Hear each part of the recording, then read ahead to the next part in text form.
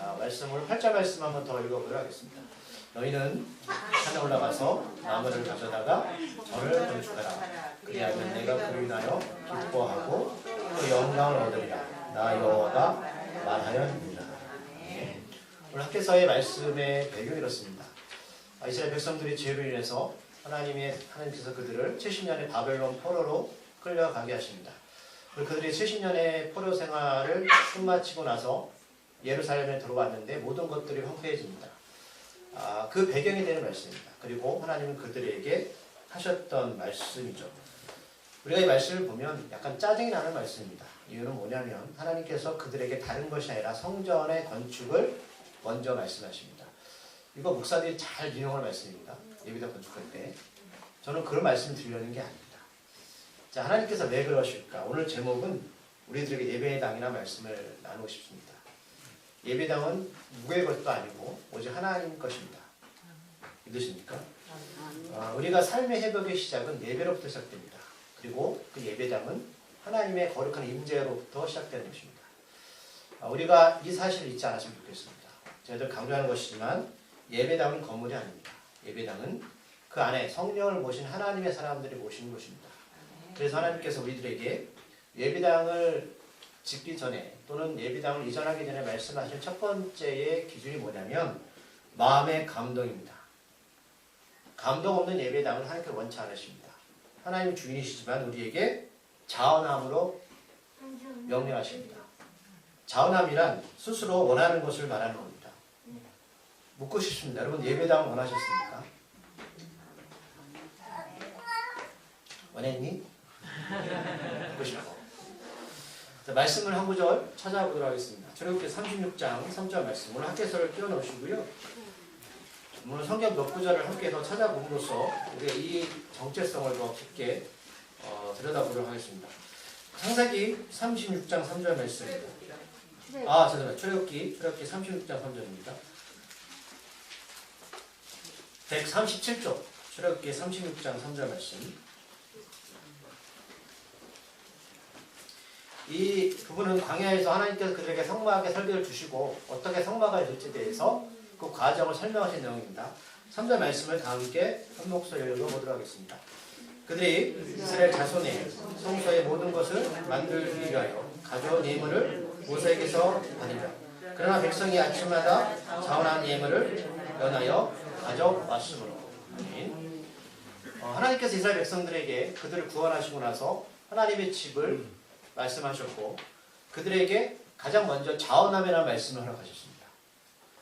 저는 지금 이 자리가 여러분들의 강압이나 또는 목사의 어떤 고집으로 오지 않기를 바랬습니다. 앞으로도 마찬가지입니다. 하나님 우리들에게 어떤 강압을 원하지 않습니다. 그거는 로봇이죠. 하나님은 자원함을 원하십니다.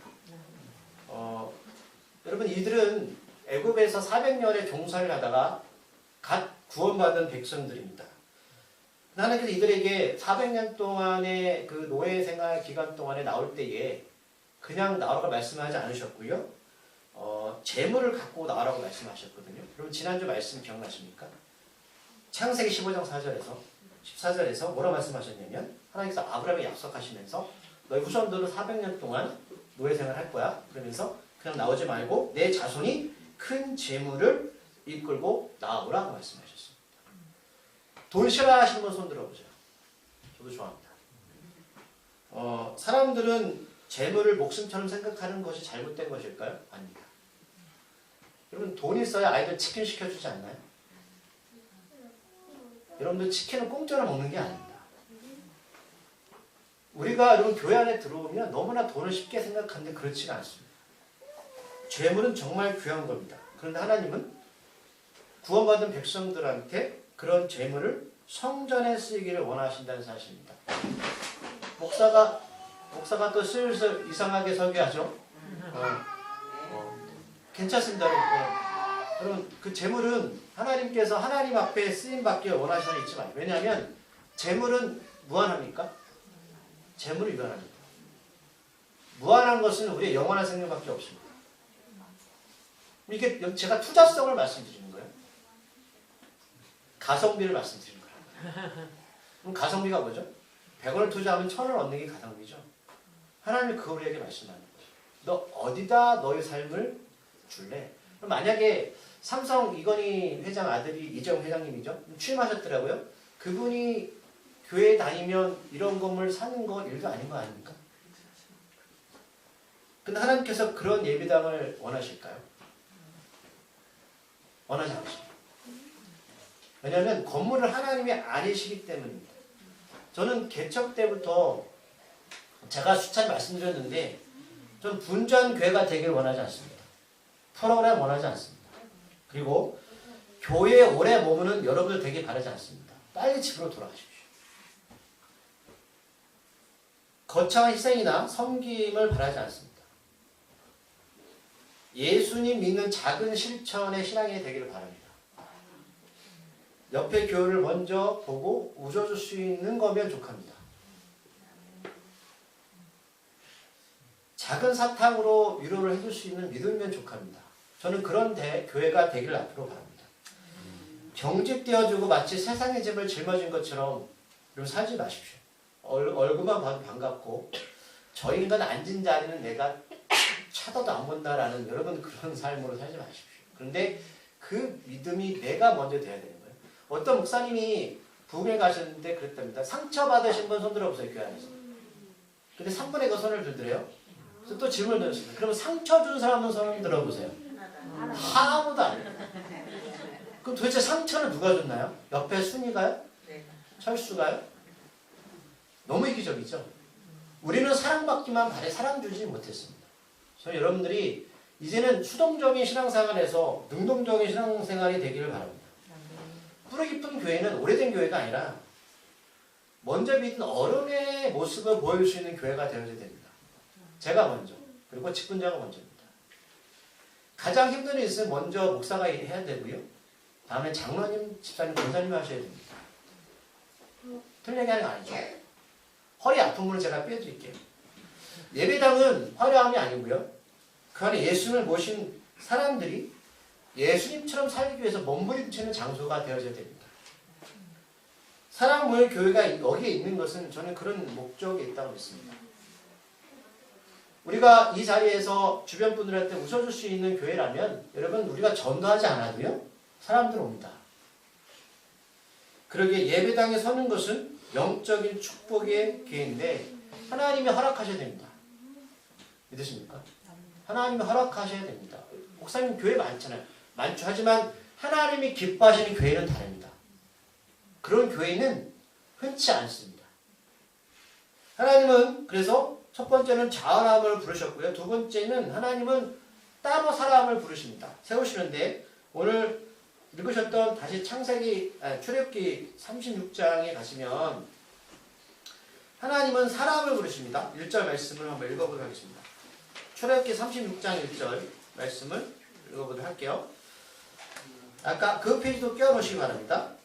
읽어보겠습니다. 시작. 조살렛과 오홀리압과 및 마음이 지혜로운 사람 곧 여호와께서 지와 총명을 부사 성소에 쓸 모든 일을 할 줄 알게 하신 자들은 모두 여호와께서 명령하신 대로 할 것이라. 아멘. 하나님께서는 사람을 부르시는데 두 가지 이유를 부르셔서 성전을 만드시는데 먼저 마음이 지혜로운 사람 곧 여호와께서 지혜와 총명을 부으셨다라는 겁니다. 자, 왜 그랬냐면 성소에 쓸 모든 일을 할 줄 알게 하신다. 자, 하나님께서 태초에 세상을 창조하실 때 막 창조하셨죠. 질서입니다. 교회는 질서가 있어야 돼요. 목사가 높은 게 아니고 장로가 높은 게 아니라 제가 말씀드린 건 직분의 차이고 역할의 차이뿐입니다. 목사가 다 천국 갈까요? 전혀 그렇지 않습니다. 그런데 오늘 36장 1절에서 말씀하신 게 뭐냐면 지혜로운 자, 마음에 지혜로운 사람. 그런데 그러면 이 지혜는 책을 많이 봐야 되는 건가? 그렇지는 않고 하나님께서 지혜와 총명을 부으셨다. 그러면 여러분 김일중 목사가 똑똑한 건 제가 똑똑한 게 아니고 하나님께서 저에게 부어주신 겁니다. 신앙은 여러분 끌려가는 겁니다. 신앙은 내가 먼저 가는 게 아니고 하나님 질질 끌고 가셔야 돼요. 고통 가운데. 그럼 그 믿음을 이루셔야 돼요. 신앙은 끌려가는 것이다. 입니다. 오늘 하나님께 사람을 세우실 때 어떻게 하신다고요? 그에게 먼저 지혜와 총명을 부르십니다. 그가 잘남이나 경험이나 학벌이 아니고요. 그러면 제가 어떤 직분을 맡을 때 일을 할 때 말씀하잖아요. 저는 못해요. 못하니까 시키시는 거예요.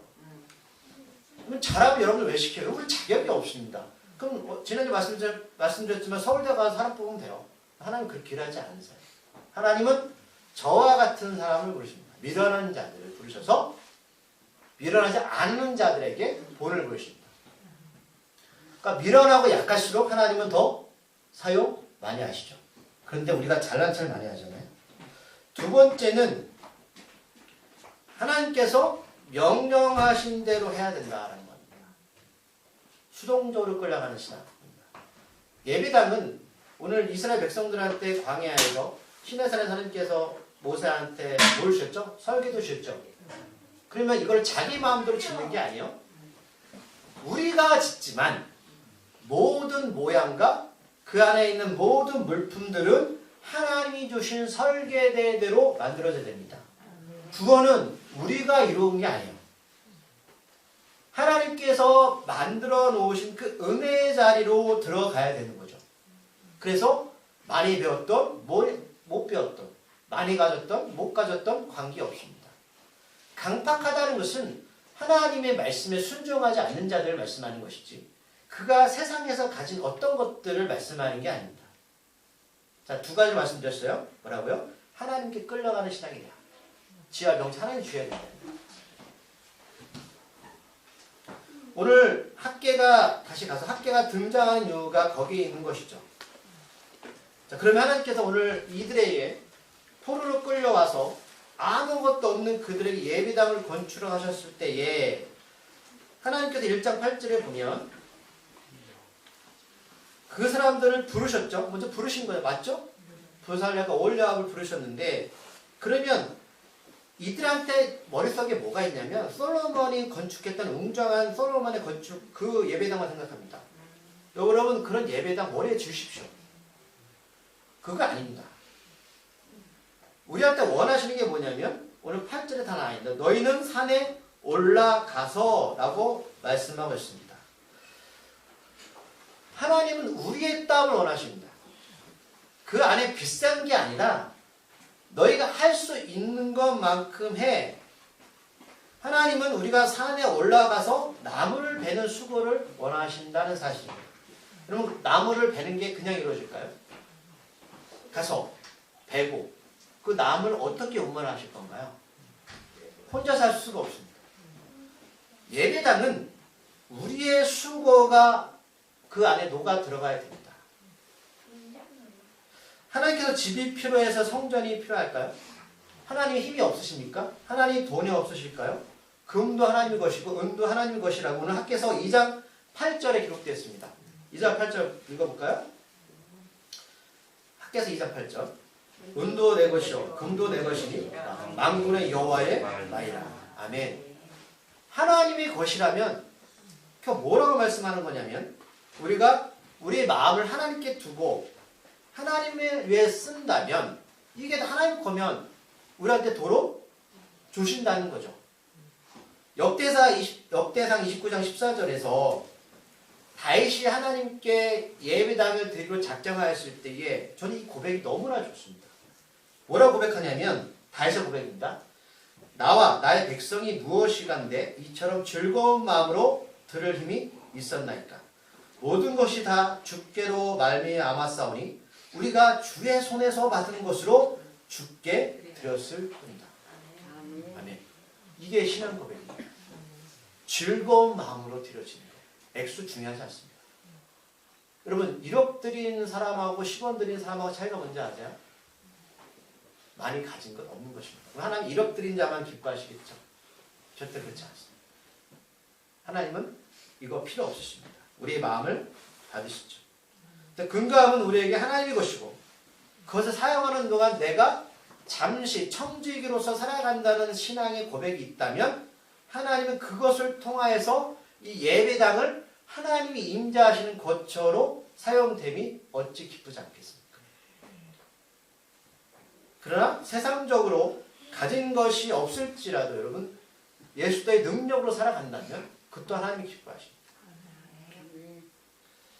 하나님은 그리고 나서 학개서 1장 8절에 이렇게 말씀하셨습니다. 너희는 이라고 말씀하셨습니다. 너희는 김 목사만 일까요? 이스라엘 백성들만 몇 명만? 그럼 너희는 누굴까요? 하나님의 모든 사람들입니다. 그러면 예루살렘에 온 사람들은 다 포로로 끌려간 사람도 있었을 테고 어떤 이들은 예루살렘에서 피폐하게 살았던 사람 모든 사람들을 말합니다. 근데 오늘 이 배경은 뭐냐면 원래는 성경 건축을 16년 전에 시작됐습니다. 근데 16년 전에 중단되었고 다시 시작되는 거예요. 그러면 더 어렵겠죠. 제가 신앙생활하면서 했던 말 중에 많은 사람들이 말이 뭐냐면 이거예요. 목사님 해봤습니다. 그 뜻이 뭘까요? 했더니 안 돼요. 예. 왜 안 됐을 것 같으세요? 당신이 했잖아요. 그리고 10년 동안 중단했던 성전 건축을 다시 4년 만에 완공되었죠. 우리가 2년 전에 기도하면서 이 자리에 왔는데 하나님이 쉽게 예배당 허락하지 않습니다. 하나님은 우리 모두가 성전의 주인공이 되길 원하십니다. 왜냐하면 우리가 마음이 하나님을 원하신다는 거죠. 건물 자체 하나님보다는 그 안에 있는 하나님의 사람들이 어떤 마음으로 가는가라는 걸 하나님께서 기뻐하십니다. 그래서 아까 읽었던 출애굽기 36장 7절에 보면 이렇게 말씀하셨어요. 있는 재료가 모든 일을 하기에 넉넉하여 남음이 있었더라. 아멘. 일단 재정국 할 건데 한번 여러분들 확인하십시오. 우리가 남았을 것 같으세요? 남았을 것 같으세요? 우리도 경험했죠. 저는 마이너스가 될 줄 알았습니다. 왜냐하면 우리가 생각했던 것보다 물론 작은 뭐 건물 생각할지 모르겠지만 여러 일들이 막 터져가지고 도바가 됐거든요. 그러기에 우리가 예배당이 필요한 것은 하나님 우리 마음을 감동해서 하나님을 영화롭게 만들어가는 것이죠. 너의 삶의 기준이 뭔지를 하나님은 확인하고 싶은 거죠. 그리고 우리가 그것들을 삶의 땀을 통해서 고백하기 원하십니다. 하나님을 기쁘게 하실 때 하나님이 가만히 계실까? 저는 그렇게 보지 않습니다. 하나님은 보게 하는 것입니다. 그래서 성경은 너희는 산에 올라가서 라고 말씀하고 마지막 구절은 여호와가 말하니라. 말씀으로 끝나는 겁니다.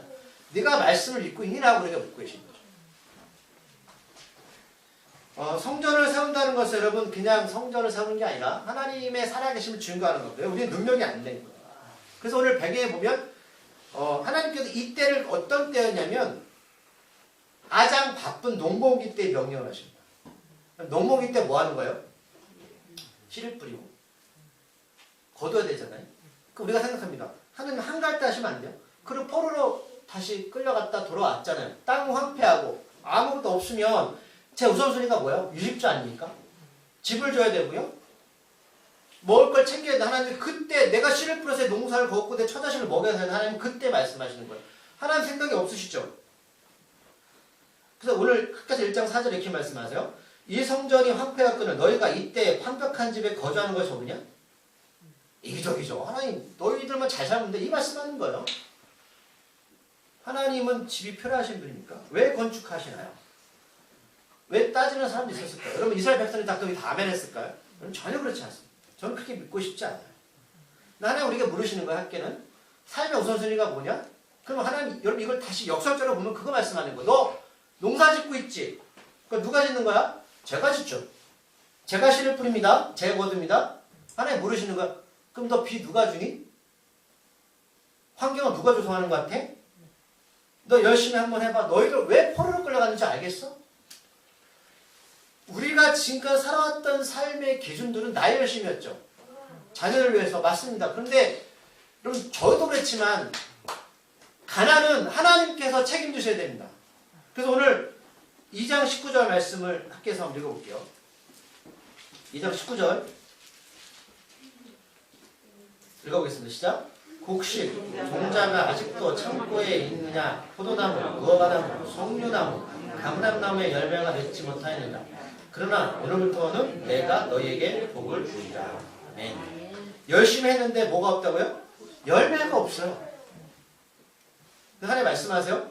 네가 성전 건축하는 그때부터 내가 너희에게 복을 주려.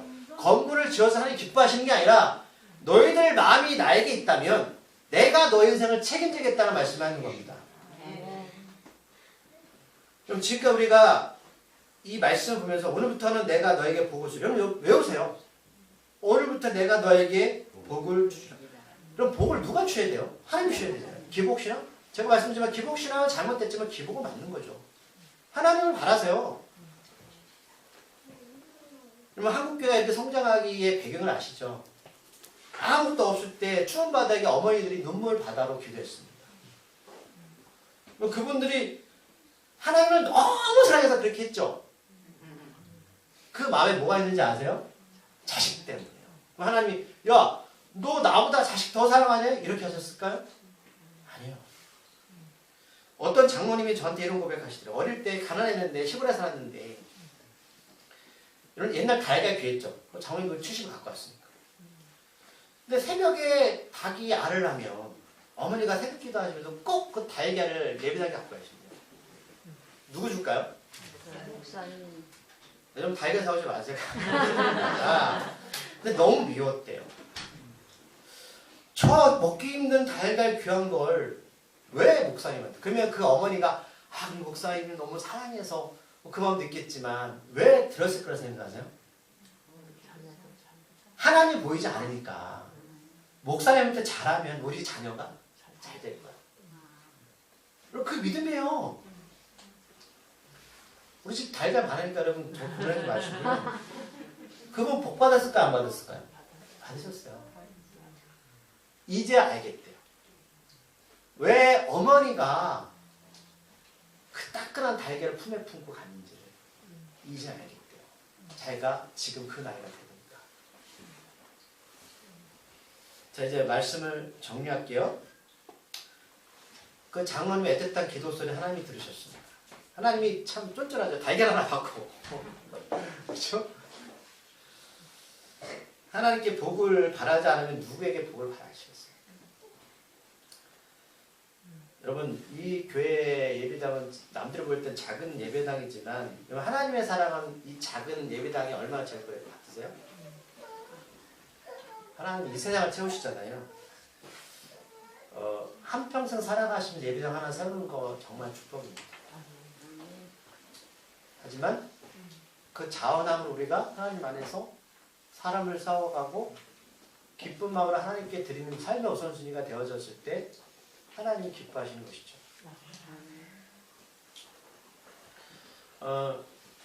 제가 성전 예배당을 시작할 때 말씀드렸지만 저희가 뭐 엄청나게 부흥에 대해서 가고 이런 게 아니었고요. 저희는 사역의 방향성이 있었습니다.